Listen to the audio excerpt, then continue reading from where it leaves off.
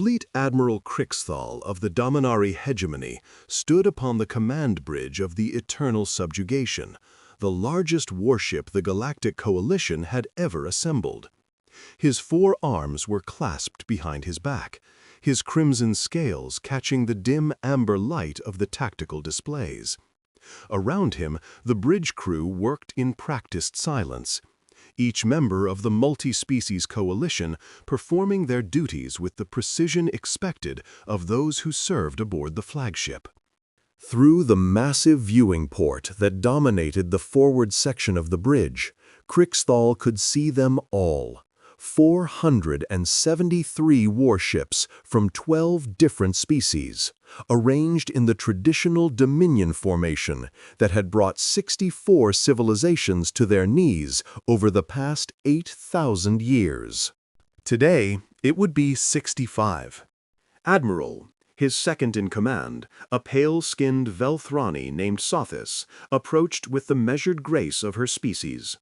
Her translucent wings folded tight against her back, and her compound eyes reflected the tactical hologram like fractured gemstones. The final fleet elements have achieved formation coherence. We are ready to proceed to the target system. Crixthal allowed himself a small gesture of satisfaction, a flick of his secondary arms. And the intelligence briefings? What do we know of these, humans? Sothis manipulated a control pad, and a holographic display materialized between them. A blue-green world rotated slowly, surrounded by orbital structures that seemed almost quaint compared to the massive construction platforms of established galactic powers. "Earth," she said, her voice carrying the melodic undertones of her species. "Third planet in their system. They have been spacefaring for approximately 200 of their years, though their capability for interstellar travel has only existed for the past 43. Their military presence is—" she paused, and something that might have been amusement crossed her features. "Modest." Define modest. Their combined space-based military consists of approximately 200 vessels, the largest of which barely qualify as cruiser class by coalition standards. Their weapons technology relies on primitive kinetic accelerators and guided fusion warheads. Their defensive screens are— She checked her data again, as if unable to believe what she was reading. They use layered ablative armor, Admiral, physical armor, like the primitives of the pre-Unity era. A sound rippled through the nearby bridge crew, the Dominari equivalent of laughter. Crixthal silenced them with a look, but even he could not suppress the satisfaction that coiled through his chest. "And they refused the coalition's generous terms?" Emphatically, Sothis confirmed. Their representative, a female called Secretary General Chen, stated that Earth would, and I quote, "rather burn than bend." She terminated the communication link before our diplomats could explain the consequences of such defiance. Crixthal turned back to the viewing port. In the distance, barely visible against the star-scattered void, he could see the glowing drives of the Threlkai dreadnoughts. Living ships grown from the harvested nervous systems of conquered worlds. Behind them, the geometric precision of Velthrani crystal carriers. To the port side, the brutalist efficiency of Krogan devastators, their hulls bristling with enough firepower to glass a continent. 473 ships. The combined might of the Galactic Coalition assembled for the singular purpose of teaching one small species the price of pride. "They have never faced a true galactic power," Crixthal said, more to himself than to Sothis. "They have no conception of what we represent. That will change today." He moved to his command throne, settling into the specially designed seat that accommodated his species' physiology. The throne interfaced with his neural implants, feeding him a constant stream of tactical data from across the fleet. "Signal all vessels," he commanded. "We translate to the human system in 3 standard time units. Formation discipline will be maintained throughout the operation. This is a demonstration, not a battle. I want these humans to see exactly what stands against them before they make their final choice." "And if they choose resistance?" Krixthal's inner eyelids nictated slowly, the Dominari expression of patient certainty. "Then we will remove them from the galactic equation. Their world will serve as a mining colony, and their population will be distributed among the member species as labor stock." He paused, considering. "Though I suspect they will surrender the moment they see our formation. Every species does, in the end." Sothis inclined her head in acknowledgement and moved to relay his orders. As she departed, Krixthal allowed his thoughts to drift to the coming confrontation. He had overseen dozens of such operations during his career. The methodology was always the same: arrive in overwhelming force, demonstrate the futility of resistance, accept surrender, and integrate the conquered species into the coalition's economic framework. The Dominari had perfected this process over millennia, and it had never failed. Not once. Humanity would be no different. A young species, barely out of their gravity well, with no comprehension of the vast and ancient powers that moved through the galaxy. They would bluster, as all young species did. They would threaten, as all young species did. And then, faced with the undeniable reality of their situation, they would submit. As all species did. The countdown timer appeared in Krixthal's neural interface. 3 time units. Then the jump. Then the lesson. Part 2. Arrival. The Coalition fleet emerged from hyperspace in perfect formation, a cascade of dimensional rifts tearing open the fabric of space-time in a display that had been calculated to maximize psychological impact. Ships materialized in a precisely choreographed sequence, each arrival adding to the growing constellation of warships that now dominated the outer reaches of the Sol system. Krixthal felt a surge of pride as the eternal subjugation completed its translation. Through the viewing port, he could see the distant light of the human sun, a modest yellow star, unremarkable by galactic standards. Somewhere ahead, orbiting an insignificant world around that insignificant star, an insignificant species was about to learn its place in the cosmic order. Fleet translation complete, Sothis reported from her station. All 473 vessels have achieved stable position. No anomalies detected. Human response? Scanning. She consulted her displays. Multiple communication attempts on primitive electromagnetic frequencies. They appear to be attempting to establish contact. Let them wait. Krixthal gestured dismissively. Begin the approach. Standard intimidation protocol. I want our formation visible to every sensor they possess. The fleet began to move, engines igniting in synchronized bursts that pushed the massive armada toward the inner system. At their current velocity, they would reach Earth orbit in approximately 6 standard time units, long enough for the humans to fully appreciate what was coming for them. Krixthal watched the tactical display as his fleet advanced. The human vessels, what few there were, had begun to move, forming up in a defensive perimeter around their homeworld. He counted them with something approaching pity. 217 ships, the largest barely a third the size of his flagship. They're deploying, one of the sensor operators reported, a Krogan male whose scarred hide spoke to decades of combat experience. Defensive formation around the third planet. They're also evacuating their orbital habitats, civilian vessels moving toward their moon. Prudent, Krixthal acknowledged. They know they cannot win, but they seek to protect their non-combatants. There is some wisdom in them, at least. Admiral. Sothis' voice carried an unusual note, not quite concern, but something close to it. I'm detecting an anomaly at the edge of the system, near the heliopause. Clarify. I'm uncertain. Her wings twitched, a sign of agitation in her species. There's a gravitational disturbance.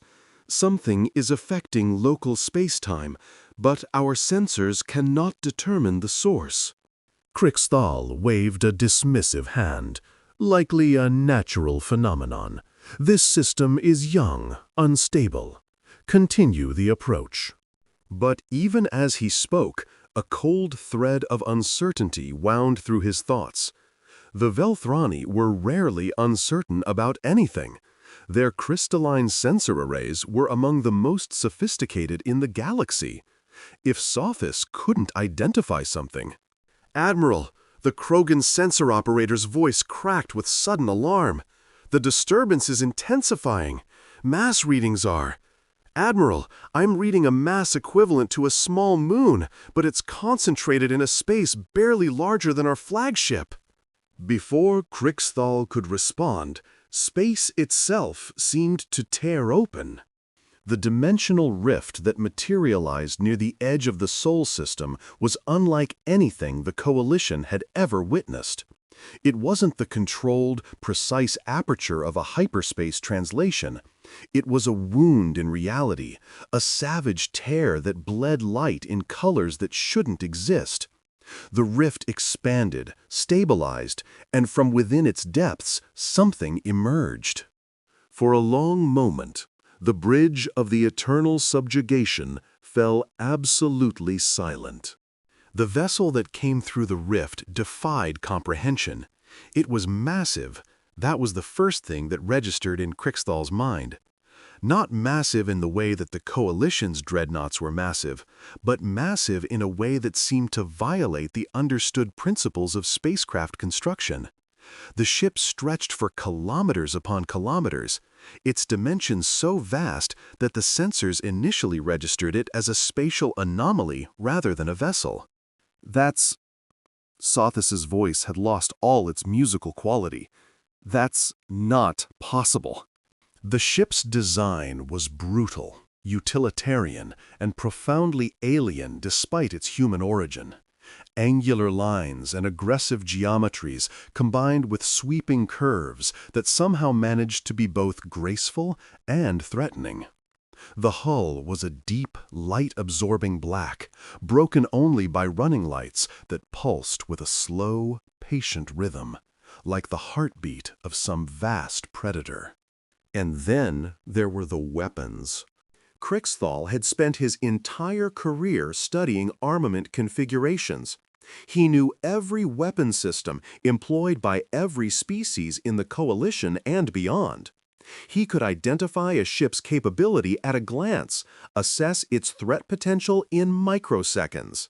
Looking at this human vessel, he understood nothing. The ship bristled with projections, emitters, and arrays that his experience couldn't categorize. Massive spinal mounts ran the length of the vessel, their purpose unknown but their scale terrifying. Smaller, though still enormous by any conventional standard, weapon batteries dotted the hull in configurations that suggested overlapping fields of fire with no blind spots. The entire surface of the ship seemed designed to kill. "Get me dimensions," Krixthal ordered, his voice steady despite the cold dread spreading through his hearts. "Mass readings, anything." I'm trying, Admiral." The Krogan operator's hands trembled as he worked his console. Length is approximately 12.7 kilometers. Width varies, but maximum is 4.1 kilometers. Mass readings are still inconsistent, but initial estimates suggest approximately 8 billion metric tons. He looked up, his face pale. "Admiral, that's more than twice the mass of our entire fleet, combined." The bridge crew began to murmur, voices rising in a dozen different languages. Kriksthal silenced them with a sharp gesture, but he could feel the fear spreading through his officers like a contagion. "Impossible," he declared, injecting his voice with a confidence he no longer felt. "No species can construct a vessel of that size. It would require—" "Admiral, they're hailing us." "They're broadcasting on all frequencies," she continued. "Audio and visual. Coalition standard protocols." Kriksthal exchanged a glance with Sothis. The implications were clear. Somehow, the humans had acquired detailed knowledge of coalition communication systems. That shouldn't have been possible. Such information was classified at the highest levels. "Put it through," he ordered. The main viewing screen flickered, and a human face appeared.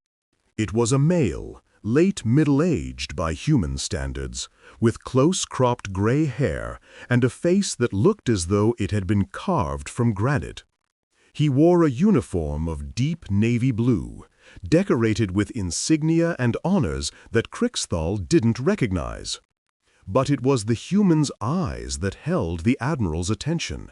Pale gray, cold as vacuum, and utterly without fear. "Coalition fleet," the human said, his voice carrying an authority that transcended species. "I am Admiral Marcus Chen of the United Earth Dreadnought Prometheus. You have entered sovereign human space without authorization. You have ignored all attempts at diplomatic communication. You have deployed in an attack formation oriented toward our homeworld." He paused, and something that might have been a smile, though entirely without warmth, crossed his features. "You have made several critical errors in judgment today. Allow me to correct them." Part 3. The Message. Fleet Admiral Kriksthal found his voice, drawing on 2 centuries of experience to project a calm he didn't feel. "Human vessel, you are in violation of Coalition transit protocols.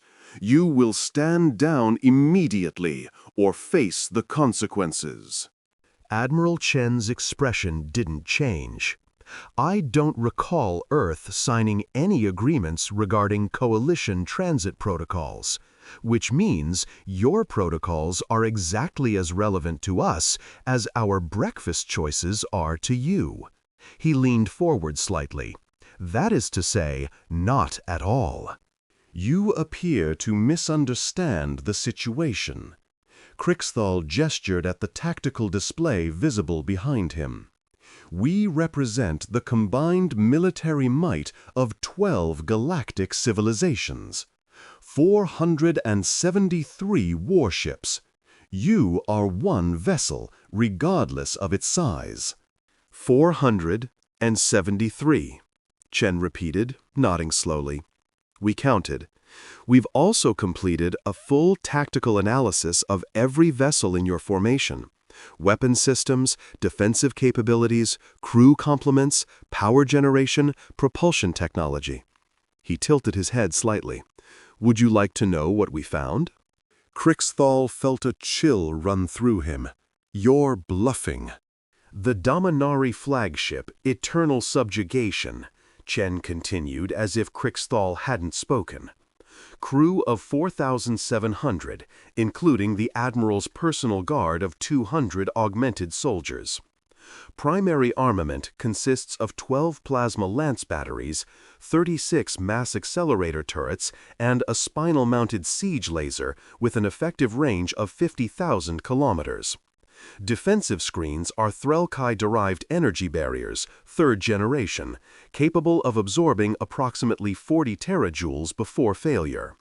The vessel's reactor core is a Krogan-designed fusion plant operating at 78% efficiency, located in Section 47C of the engineering deck." The bridge of the Eternal Subjugation had gone utterly silent.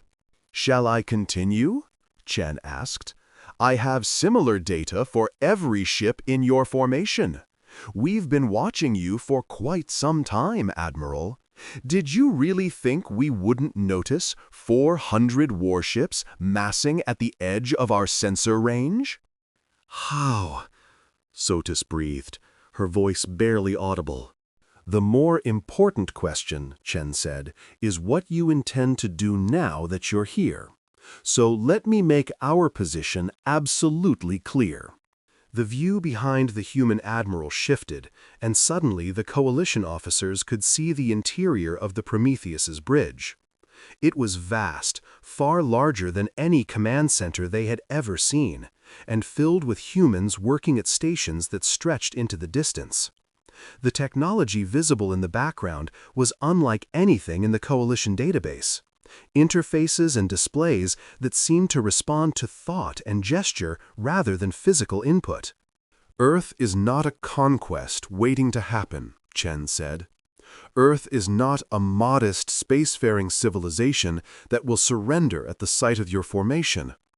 Earth has been aware of the Coalition's existence for over 70 years. We have spent those 7 decades preparing for exactly this moment." 70 years? Crixthal found himself speaking despite his shock.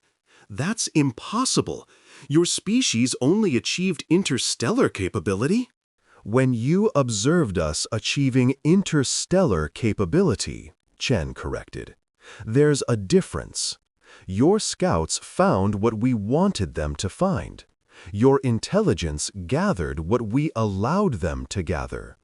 You came here today expecting to intimidate a primitive species with a few hundred obsolete ships." For the first time, genuine amusement entered Chen's expression. "You found something else entirely." As if on cue, the tactical displays across the Coalition fleet updated simultaneously. The sensor data from the human Dreadnought had resolved, finally producing usable numbers, and what those numbers showed sent a wave of panic through 473 bridge crews. The Prometheus wasn't just large, it was a fortress given mobility. The power readings emanating from its core exceeded the combined output of the entire Coalition fleet by a factor of 7. Its defensive screens, whatever technology powered them, registered as effectively impenetrable to Coalition sensor systems, and its weapons. "Those aren't weapons," the Krogan sensor operator whispered, staring at his display. "Those are extinction-level devices." "Admiral Chen," Crixthal said, fighting to keep his voice steady, "let us be reasonable. There is no need for conflict between our peoples. The Coalition is prepared to negotiate." "You came here to enslave us," Chen interrupted, his voice flat. "You came here with a fleet designed to shock and awe. You came here expecting us to kneel." He shook his head slowly. "We don't kneel." "Then what do you want?" "What I want," Chen said, "is for you to understand something. So I'm going to give you a demonstration. A message, if you will. Something for you to take back to your Coalition and share with every species that thinks they might want to try what you've tried today." Before Crixthal could respond, the Prometheus began to move. The Dreadnought's engines flared with a light so intense that the optical filters on a dozen Coalition ships activated automatically. The massive vessel accelerated, and it accelerated impossibly, moving like a fighter craft despite its moon-scale mass. In seconds, it had closed half the distance to the Coalition fleet. "All ships, defensive formation," Crixthal commanded. But even as the orders left his mouth, he knew it was futile. The human ship was moving faster than anything that size had any right to move, covering distances that should have taken minutes in mere moments. The Prometheus came to a halt in the center of the Coalition formation. For a moment, nothing happened. The massive Dreadnought simply hung there, surrounded by 473 Coalition warships, their weapons trained on its hull. The relative sizes were absurd. The human vessel dwarfed even the largest of the Coalition's capital ships, the way a whale might dwarf a school of fish. "Target the human vessel," Crixthal ordered. "All ships, prepare to—" "I wouldn't." Chen's voice cut through the command channel. "Here's your demonstration." A section of the Prometheus's hull opened. From within the Dreadnought's bowels, a single object emerged. A missile, perhaps, or a probe. It was small relative to the ships around it, barely visible on the tactical displays. The object accelerated away from the fleet, heading toward the outer system. "Watch," Chen said. On the long-range sensors, the Coalition fleet tracked the object as it sped toward the system's edge. There, beyond the orbits of the outer planets, drifted a massive asteroid. A rocky body several hundred kilometers in diameter, one of thousands that inhabited the system's equivalent of a Kuiper belt. The object reached the asteroid, and the asteroid ceased to exist. There was no explosion, no gradual dissolution. One moment, the asteroid was there, hundreds of kilometers of rock and ice that had drifted through the void since the system's formation. The next moment, it simply wasn't. The object had touched it, and the asteroid had vanished, converted into energy or compressed into something so small that sensors couldn't detect it. That, Chen said into the stunned silence, was a demonstration at less than 1% of the Prometheus's offensive capacity. The weapon we used is called a graviton cascade projector. It creates a localized singularity that consumes matter at the atomic level. The asteroid you just watched disappear had approximately the same mass as your entire fleet.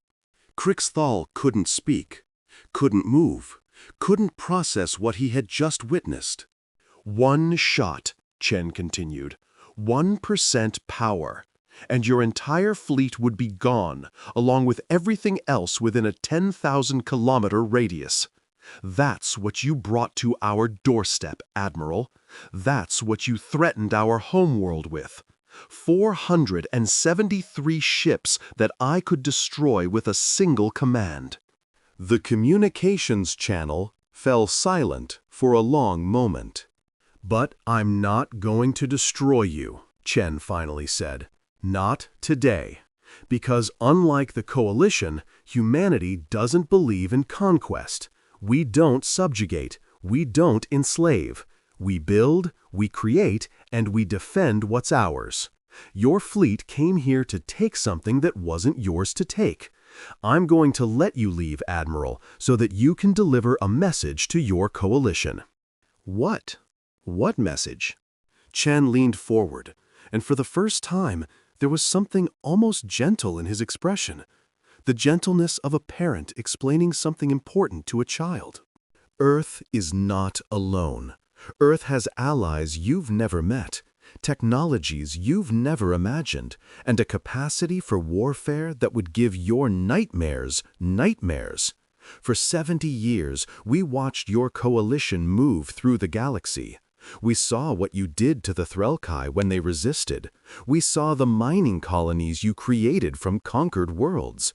We saw the labor camps, the forced breeding programs, the systematic destruction of cultures and identities. His expression hardened. And we prepared. Part 4. The Truth. Fleet Admiral Crixthal sat in his command throne, surrounded by officers who no longer looked at him with respect, but with fear and confusion. The Prometheus hung in the center of their formation like a knife pressed against a throat, and there was nothing, absolutely nothing they could do about it. "You prepared," Crixthal repeated, his voice hollow. "For 70 years. "Longer, actually," Chen replied. "But 70 years in earnest, since we first detected Coalition scouts in our outer system. You should know, Admiral, those scouts never left. We captured them, studied their technology, interviewed their crews." "Interviewed?" "We didn't torture them, if that's what you're thinking. We didn't have to. Most of them were remarkably willing to share information once they understood they weren't going to be executed or enslaved. Apparently, that's what the Coalition does to captured personnel. Crixthal had no response to that. It was true. From those scouts, we learned about the Coalition's structure, its member species, its military capabilities, its history of conquest. Chen's voice was matter-of-fact, but something dark lurked beneath the surface. We learned about the 64 civilizations you've absorbed over the past 8,000 years, some through negotiation, most through force. We learned what happens to species that resist, how their populations are dispersed, their cultures erased, their identities dissolved into the Coalition's machinery. "It is the way of things," Crixthal said, though the words sounded weak even to his own ears. "The strong prevail, the weak serve. This is the natural order." Is it? Chen leaned back in his chair. "Let me tell you about humanity's history, Admiral. We're a young species by galactic standards, only a few 100,000 years since we achieved sapience. In that time, we've done terrible things to each other. Wars, genocides, atrocities that make your Coalition's methods look almost civilized. We know what we're capable of. We've looked into that abyss, and we've seen ourselves reflected in it." He paused, and when he spoke again, his voice was quieter. "But we also learned something. We learned that the strong don't have to dominate, that power doesn't have to mean conquest, that there are other ways, better ways, to exist with those who are different from us. We haven't perfected those ways. We may never perfect them, but we've committed to trying." "A pleasant philosophy," Crixthal said. "But philosophy doesn't build warships. Philosophy doesn't create weapons that can destroy asteroids with a touch." "No," Chen agreed. "Fear builds those. Necessity builds those. The knowledge that somewhere out there, someone like you was coming. Someone who would look at our world and see nothing but resources to be extracted and people to be enslaved. We built the Prometheus because we had no choice. We developed weapons that can break planets because we understood that anything less wouldn't be enough." He gestured, and new images appeared on the Coalition's view screens, images of Earth. Its cities glittering at night, its oceans gleaming blue, its people going about their lives. 8 billion humans live on that world, Chen said. Another 2 billion in orbital habitats and colonies throughout this system. They have families, dreams, hopes. They create art and music and literature. They love and grieve and struggle and strive. They are not resources to be harvested. They are not labor stock to be distributed. His voice hardened. They are people, and we will protect them. Against you. Against your Coalition. Against anyone who threatens them. Whatever it takes. Whatever it costs. Crixthal stared at the images of Earth, and for the first time in his long career, he felt something that might have been doubt. The Coalition's philosophy had always been simple. The strong prevailed. It was the natural order, the way things had always been. The Dominari had risen to power through strength, and they maintained that power through strength. But looking at the human Dreadnought, at the casual, almost contemptuous ease with which it had demonstrated its ability to destroy everything he had brought to this system, he found himself questioning certainties he had held for 200 years. "What do you want from us?" he asked finally. "3 things," Chen said. "First, you will leave this system immediately. You will not return. Any Coalition vessel that enters human space without explicit invitation will be destroyed. This is not a threat. This is a statement of policy." "And the second?" "You will carry a message back to your Coalition. Tell them what you saw here. Tell them about the Prometheus and the weapon that destroyed that asteroid.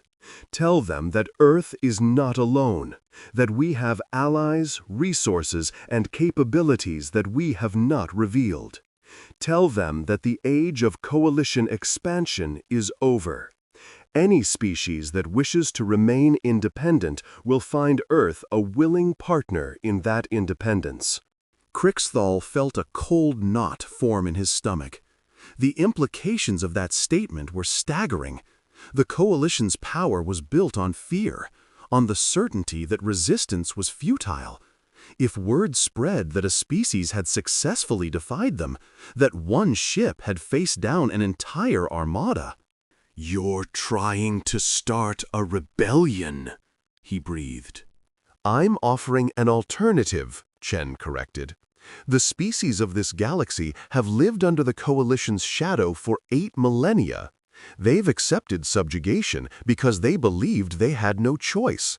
I'm showing them that choice exists." And the third thing? Chen's expression shifted, becoming something that Crixthal couldn't quite read, something that might have been sorrow, or perhaps regret. "The third thing is more of a warning than a demand. The Prometheus is not alone. It is the first of its class, but not the last. Even now, in shipyards that your intelligence has never detected, more vessels like this one are under construction. In 10 of your years, we will have a fleet capable of challenging the Coalition itself. In 20, we will be able to end it." He let that sink in. "I'm telling you this because I want you to understand something. We don't want war. We don't want conquest. We want to be left alone, and we want others to have that same choice. But if the Coalition forces our hand, if you come for us again, or if you move against the species that choose to align with us, we will respond. And when we do, it won't be with demonstrations. It will be with the full, unrestrained power of everything we've built." Chen's eyes met Crixthal's through the viewscreen. "You came here expecting to intimidate a primitive species into submission. Instead, you've discovered that the primitives have been watching you, learning from you, preparing for you. And now, Admiral, you face a choice. You can return to your coalition and tell them the truth, and perhaps, avoid the war that's coming. Or you can lie, downplay what you've seen, and ensure that when we finally do meet in battle, the destruction will be total. You're asking me to undermine 8,000 years of coalition authority. I'm asking you to save your civilization from extinction." Chen's voice was flat, without emotion. "That's what's at stake here, Admiral. Not pride, not honor, not tradition, survival. If the Coalition continues on its current path, it will eventually encounter humanity on the battlefield. And when that happens, there will be no demonstrations, no warnings, no second chances." He rose from his chair. "You have 1 hour to begin your withdrawal. After that, my patience ends." Part 5. Withdrawal. The Coalition fleet began its retreat 47 minutes later. Crixthal watched from his command throne as ship after ship oriented toward the edge of the system, their hyperspace drives spooling up for the journey home. The Prometheus remained motionless in the center of what had been their formation, a silent reminder of everything that had gone wrong with this mission. Around him, his officers worked in stunned silence. The reality of what had happened was still sinking in. The greatest military force the Coalition had ever assembled, turned away by a single ship. A single ship that could have destroyed them all with the same casual effort a child might use to crush an insect. "Admiral." Sothis approached his throne, her wings folded tight against her back. The fleet is ready to translate. We await your order." Crixthal didn't respond immediately. His mind was churning, processing the implications of everything Chen had revealed. 70 years! The humans had been preparing for 70 years, building weapons and ships in secret, watching the Coalition's every move. Everything his intelligence had told him about humanity, their primitive technology, their modest fleet, their vulnerability, had been a carefully constructed fiction. "How?" he asked finally. "How did they deceive us so completely?" Sothis was silent for a long moment. "I've been reviewing the sensor data," she said finally. "The graviton cascade projector, the weapon they used against the asteroid, it manipulates space-time at a fundamental level. Such technology would require an understanding of physics that exceeds our own by a considerable margin." They're more advanced than us. In some areas, significantly so. In others, she hesitated. "Admiral, I don't believe they were lying about anything. The Dreadnought's power readings, its weapons, its capabilities, everything we observed matches their claims. They could have destroyed us. They chose not to." "Why?" "I think." Southis's compound eyes reflected the stars beyond the viewing port. "I think they meant what they said. They don't want war. They want to be left alone." She paused. "And they want to offer that same choice to others." Crixthal considered this. In all his years of service, he had never encountered a species that sought power without the desire to dominate. The Coalition's history was built on the fundamental assumption that strength existed to be used, that the strong would always seek to control the weak. It was the natural order, the inevitable order. But what if it wasn't? Instead, they had issued a warning and requested withdrawal. "What are your orders, Admiral?" Crixthal looked at Sothis, at her compound eyes that held centuries of genetic memory, at her wings that could have carried her ancestors across the crystal forests of her homeworld. The Velthrani had joined the Coalition voluntarily, choosing alliance over subjugation. They had always been the Coalition's conscience, such as it was, the voice that sometimes counseled mercy when others demanded blood. "My orders," he said slowly, "are to report the truth." Sothis's wings twitched in surprise.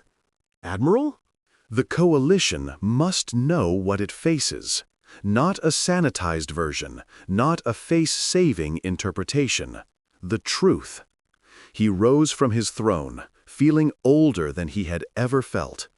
Admiral Chen was right about one thing. What we do next will determine whether our civilization survives or falls. I will not doom the Dominari, or any other species, because I was too proud to admit that we were wrong. The Council will not react well to such a report. No, they won't. Crixthal allowed himself a grim smile. But they will react. And perhaps, when they understand the stakes, they will choose wisdom over pride. He looked back at the viewing port, at the distant shape of the Prometheus still hanging in space. Perhaps. And if they don't? Crixthal had no answer for that. Part 6. The Return. The journey back to Coalition space took 12 days. 12 days of silence and contemplation as the officers and crew of 473 ships processed what they had witnessed. There were no celebrations, no songs of victory, only the quiet hum of hyperspace drives and the weight of questions that no one wanted to ask. When they finally emerged at the Coalition's capital system, Crixthal found a delegation waiting. The Coalition Council had convened an emergency session. Representatives from all 12 member species gathered in the great amphitheater at the heart of Dominion Prime, their bodies arranged in the traditional hierarchy that placed the Dominari at the apex and the conquered species at the base. Crixthal took his place before them, and for the first time in his career he felt like a supplicant rather than a conqueror. Admiral Crixthal. The voice belonged to Overlord Thrain, supreme commander of all coalition forces and the oldest living Dominari. His scales had faded to a mottled gray with age, but his eyes still held the cold calculation that had maintained his position for 3 centuries. You were dispatched with the largest fleet in coalition history to resolve a simple matter of subjugation. You return with that fleet intact, but your mission unaccomplished. Explain. Crixthal activated the holographic display he had prepared, the images and sensor data from the confrontation at Sol. The Council watched in silence as the Prometheus emerged from its dimensional rift, as the asteroid vanished in an instant, as Admiral Chen delivered his ultimatum. When the recording ended, the council chamber was utterly silent. "You are telling us," Overlord Thrain said slowly, "that a single vessel turned away our entire fleet." "I am telling you what happened, Overlord. One vessel, one demonstration, and the absolute certainty that if we had engaged, we would have been annihilated." "Impossible!" The speaker was a Krogan delegate, his scarred face contorted with disbelief. "No species can develop such technology in isolation. No species can hide such capabilities from coalition intelligence for 7 decades. And yet they did. Crixthal met the Krogan's eyes without flinching. Our intelligence was wrong. Our assessments were wrong. Our understanding of human capabilities was not merely incomplete, it was almost entirely fictional. They showed us exactly what they wanted us to see, and we believed it because it matched our expectations. "Then what is the truth?" Overlord Thrain demanded. "The truth is that humanity is more advanced than we are. Not in all areas, perhaps, but in the areas that matter. Weapons, propulsion, energy generation. They have technologies we cannot even identify, much less replicate. And according to Admiral Chen, they're still building. In 10 years, they'll have a fleet of ships like the Prometheus. In 20, they'll be capable of challenging the coalition directly." "Then we must strike now!" The Krogan delegate slammed his fist against his console. "Before they complete their fleet, before they become too strong to defeat." "Strike with what?" Crixthal asked quietly. "I brought 473 ships to Sol. The Prometheus could have destroyed all of them with a fraction of its power. Even if we committed every vessel in the coalition, we would still face a weapon capable of erasing asteroids from existence. And that was at 1% power. 1%. The council chamber fell silent again. "There is another option," Crixthal continued. "Admiral Chen offered it himself. He does not seek war. He does not seek conquest. He wants humanity to be left alone, and he wants other species to have that same choice." "The choice to leave the coalition?" "The choice to resist conquest. The choice to maintain their independence. The choice that we have denied 64 civilizations over 8,000 years." Crixthal looked around the chamber, meeting the eyes of delegates from species both willing and conquered.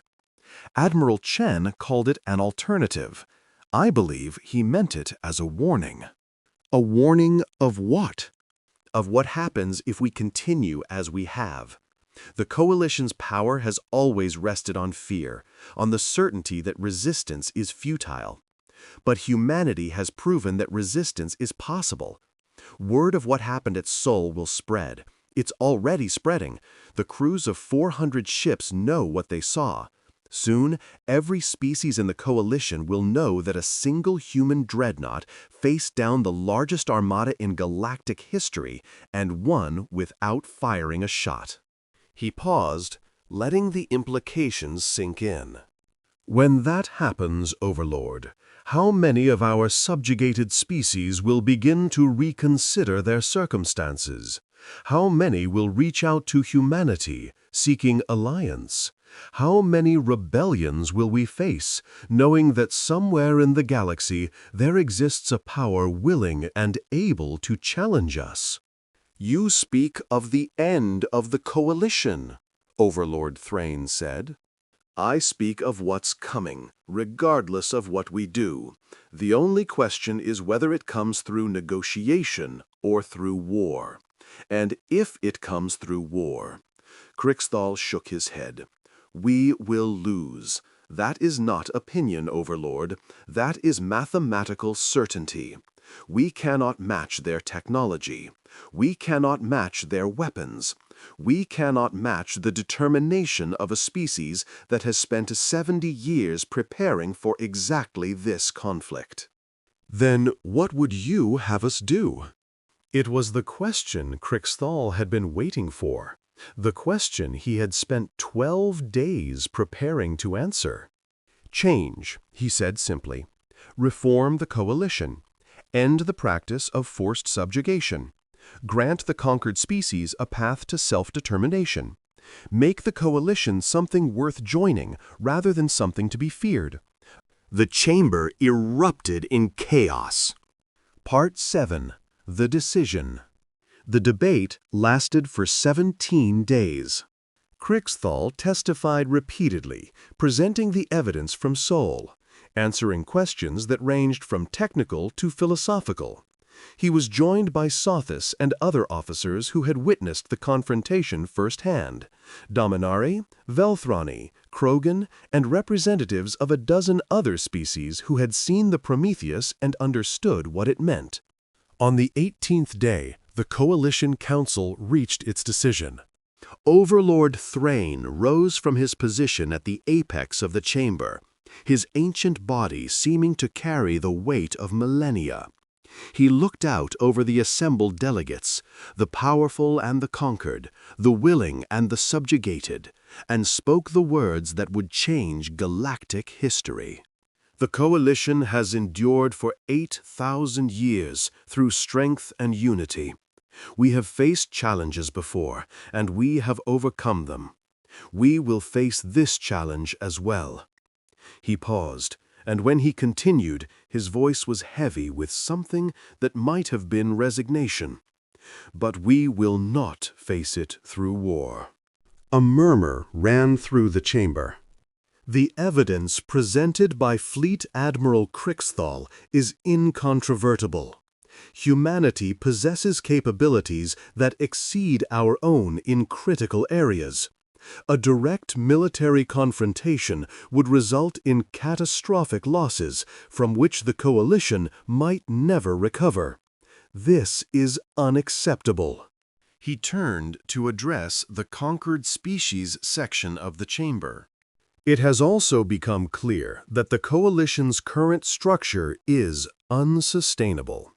For 8,000 years, we have maintained order through dominance. We have incorporated species through force and maintained their compliance through fear.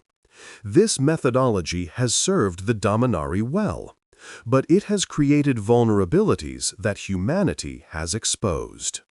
Overlord Thrain's voice hardened. If we continue on our current path, those vulnerabilities will be exploited. Species that now serve the coalition will seek alliance with humanity. Rebellions will erupt across our territory.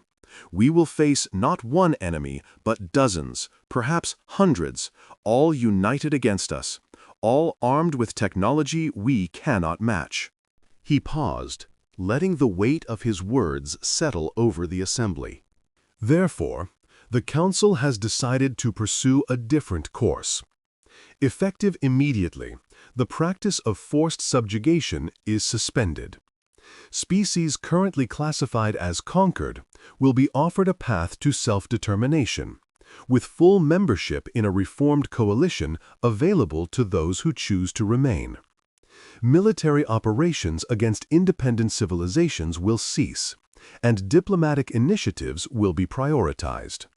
The reaction was immediate and divided. Some delegates, primarily from the dominant species, rose in protest, shouting objections that echoed off the chamber's ancient walls. Others, representatives of conquered worlds, sat in stunned silence, unable to believe what they were hearing. Overlord Thrain raised a hand, and the chamber fell silent. "This is not weakness," he said. "This is adaptation. The Coalition has survived for 8,000 years because we have recognized threats and responded appropriately. Humanity is such a threat. Our response must be proportional." He looked directly at Crixthal. The Admiral was correct. What happens next will determine whether our civilization survives or falls. I choose survival. He lowered himself back into his seat, and for a moment no one spoke. Then, slowly, one of the conquered species delegates rose. She was Threlkai, her body a living network of bioluminescent neural tissue, her consciousness distributed across a dozen linked organisms. She had been silent throughout the proceedings, observing with the patient wisdom that characterized her ancient species.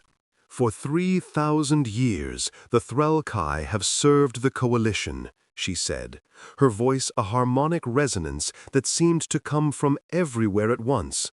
"We were conquered in a war that killed half our population and destroyed our homeworld. Since then, we have provided the Coalition with biological technology, our ships, our weapons, our very flesh, grown from the neural networks that define our existence." She paused, and the light patterns across her body shifted in complex patterns. "In all that time, we have never been offered a choice. We have served because resistance was futile, because submission was survival. Now you speak of reform, of self-determination, of change." Her light patterns intensified. "The Threlkai accept.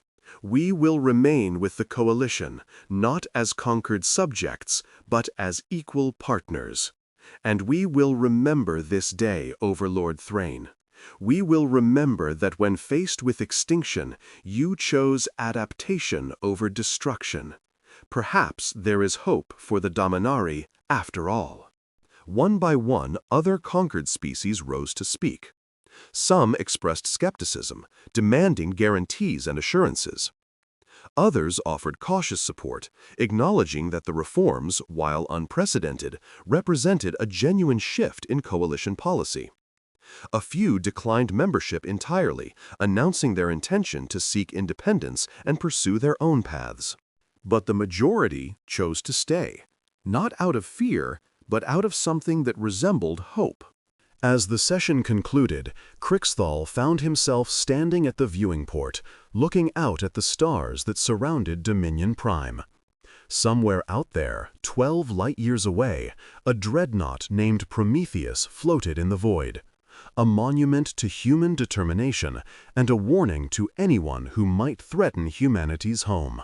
He wondered what Admiral Chen would think of today's events. Would he be satisfied? Would he believe the Coalition's reforms were genuine? Or would he dismiss them as a temporary measure, a ploy to buy time while the Coalition rebuilt its strength? Perhaps it didn't matter. Perhaps the reforms, once begun, would take on a life of their own. Once species knew they had a choice, they would fight to keep it. Once power was shared, it could not easily be taken back. Perhaps humanity had changed the galaxy simply by proving that change was possible. Epilogue. 5 years later. Admiral Marcus Chen stood on the observation deck of the Prometheus, watching as the newest member of Earth's Dreadnought fleet completed its final space trials.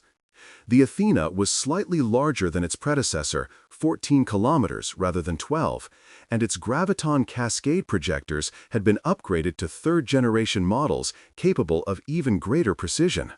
Behind him, the door slid open and a familiar figure entered. Admiral Chen. Secretary General Lin Wei offered a respectful nod. She had replaced Chen's late wife in that role 3 years ago, after the heart attack that had claimed Maria's life. "You asked to see me?" I did. Chen gestured toward the viewing port. The Athena passed all her trials with flying colors. She's ready for assignment. Excellent news. The Coalition's Reformed Intelligence Service reports continued stability along our borders. No hostile activity, no aggressive posturing. Whatever you said to Admiral Krixthal seems to have worked. Chen smiled slightly. I told him the truth. Sometimes that's all it takes. Lin Wei moved to stand beside him, her reflection ghosting across the transparent aluminum of the viewing port. Speaking of the truth, I've received a somewhat unusual request. The Coalition has asked if you would be willing to attend a diplomatic summit on neutral territory. They want to discuss cooperative ventures. Cooperative ventures? Cultural exchange, scientific collaboration, mutual defense agreements. Lin Wei shrugged. I know, I was surprised too. But their new High Council seems genuinely interested in changing how they interact with the rest of the galaxy. They freed the last of the labor colonies, dissolved the forced breeding programs, and established autonomous governments for the former conquered species. And they want us to validate those changes. They want us to stop building dreadnoughts, or at least slow down. Lin Wei's expression was unreadable. Can't say I blame them. We've got 5 now, with 12 more in various stages of construction.